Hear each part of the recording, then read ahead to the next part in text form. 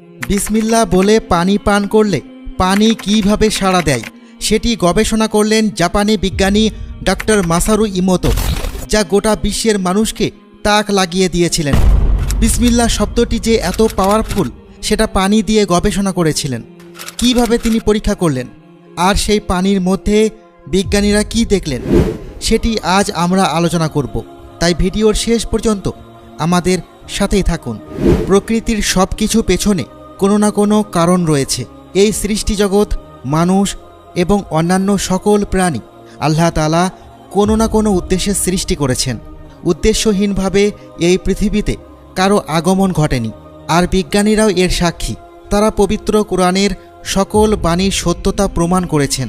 এখনও হয়তো অনেক কিছুই তাদের অজানা, কিন্তু তাদের চেষ্টা থেমে নেই। পবিত্র কোরআনে উল্লেখিত বিভিন্ন ঘটনার পক্ষে প্রমাণ দিয়েছেন। মহানবী সাল্লাল্লাহু আলাইহি ওয়াসাল্লামের বলা প্রতিটি কথার আশ্চর্যজনক বৈজ্ঞানিক ব্যাখ্যা রয়েছে। প্রিয় ভাই ও বোনেরা, আমাদের জীবনের উদ্দেশ্য কি শুধুই ধর্মীয় আচার আচরণ পালন করা? নামাজ, জাকাত, রোজা বা সাদকা এগুলো শুধু ধর্মীয় উদ্দেশ্যে পালন করতে বলা হয়নি, বরং ধর্মীয় চর্চার বাহিরেও এর উদ্দেশ্য রয়েছে। প্রকৃতিতে আণবিক শক্তির নিম্নস্তর থেকে শুরু করে আমাদের চারিপাশে বিদ্যমান সকল শক্তি একে অপরের সঙ্গে কোনো না কোনোভাবে সংযুক্ত। এই শক্তির ধারণার পরিপ্রেক্ষিতে আমরা যা প্রয়োগ করব তাই আমরা ফেরত পাব।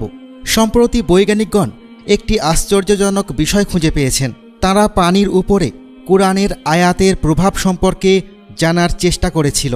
যেহেতু মুসলমানগণ প্রতিবার খাদ্য গ্রহণ এবং পানি পান করার পূর্বে বিসমিল্লাহির রহমানির রহিম পড়ে এবং দোয়া করে, এজন্য বিজ্ঞানীরা গবেষণা করার জন্য পানির আণবিক পদার্থের উপর কোরআনের আয়াতের প্রভাব বুঝতে একটি অনুসন্ধান চালিয়েছেন। মূলত পানির আণবিক পদার্থের উপরে মানবীয় কল্পনা, আকর্ষণ বিকর্ষণ, উপলব্ধি, শব্দ সুস্পষ্টভাবে প্রভাব ফেলতে পারে। জাপানের একজন বিখ্যাত বিজ্ঞানী ডাক্তার মাসারু ইমোতো একটি পরীক্ষা করেন এই বিষয়ে। প্রথমে তিনি পানির তরঙ্গের ওপর কোরআনের আয়াত শব্দ চালনা করেন, আর এরপর বিসমিল্লাহ শব্দটির ক্ষেত্রেও একই পরীক্ষা চালান। ডাক্তার মাসারু ইমোতোর প্রকাশিত একটি বইয়ে এই পরীক্ষা সম্পর্কে বিস্তারিত আলোচনা করা হয়েছে। সেখানে তিনি তার মুসলিম সহকারীর কথাও উল্লেখ করেছেন, যিনি এই পুরো পরীক্ষার সময় তাকে সহযোগিতা করেছেন। মাসারু ইমোতো তার বইয়ে এটা উল্লেখ করেছেন, আমার মুসলিম সহকারী পানির উপরে কোরআনের আয়াত চালিত করার প্রস্তাব দেন।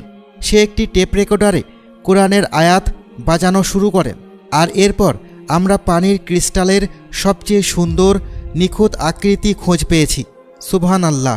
কোরআনের আয়াত প্রতিস্থাপিত করার পূর্বে পানির ক্রিস্টাল এবং আয়াত চালানোর পরবর্তী সময়ে পাওয়া পানির ক্রিস্টাল একেবারে ভিন্ন, বরং আরও অনেক বেশি স্বচ্ছ ও উন্নত গঠনের। ডাক্তার মাসারু তার এই গবেষণা সম্পূর্ণ করার পরে বিস্মিত হয়ে পড়েছিলেন। তিনি এই ক্রিস্টালগুলো দেখে অভিভূত। মুসলমানগণ যে বিসমিল্লাহ শব্দটি উচ্চারণ করে, পানির তরঙ্গের উপর এর প্রভাব আরও সুস্পষ্ট। বিসমিল্লাহ অর্থাৎ আল্লাহর নামে শব্দটি উচ্চারণের ফলে পানি বিন্দুর সঞ্চালন এবং ক্ষমতা অনেক বেশি বৃদ্ধি পায়। পানির ক্রিস্টালের নিখুঁত আকার ফুটে ওঠে। হজরত মুহাম্মদ সাল্লাল্লাহু আলাইহি ওয়াসাল্লামের সময় থেকে মুসলিমরা বিসমিল্লাহ শব্দটি অনুসরণ করে আসছেন। এই পরীক্ষায় আরও একটি বিষয় জানা যায়, যদি পানির উপর খারাপ শব্দ বা আওয়াজের প্রতিফলন ঘটানো হয়, তাহলে পানির ক্রিস্টালের অত্যন্ত বাজে চিত্র ফুটে ওঠে, কিংবা সুস্পষ্ট কোনো চিত্রই খুঁজে পাওয়া যায় না। ভালো কথা, সুন্দর শব্দ, কোরআনের আয়াতে পানির অত্যন্ত নিখুঁত ক্রিস্টালের চিত্র খুঁজে পাওয়া সম্ভব হয়। আমরা মুসলমানগণ যখন পানি পান করার সময় বিসমিল্লাহ শব্দটি বলি, তখন শক্তি বিকিরণ শুরু হয় এবং এই শক্তি পানির সামগ্রিক শক্তির উপর সরাসরি প্রভাব ফেলে। সুবহানাল্লাহ!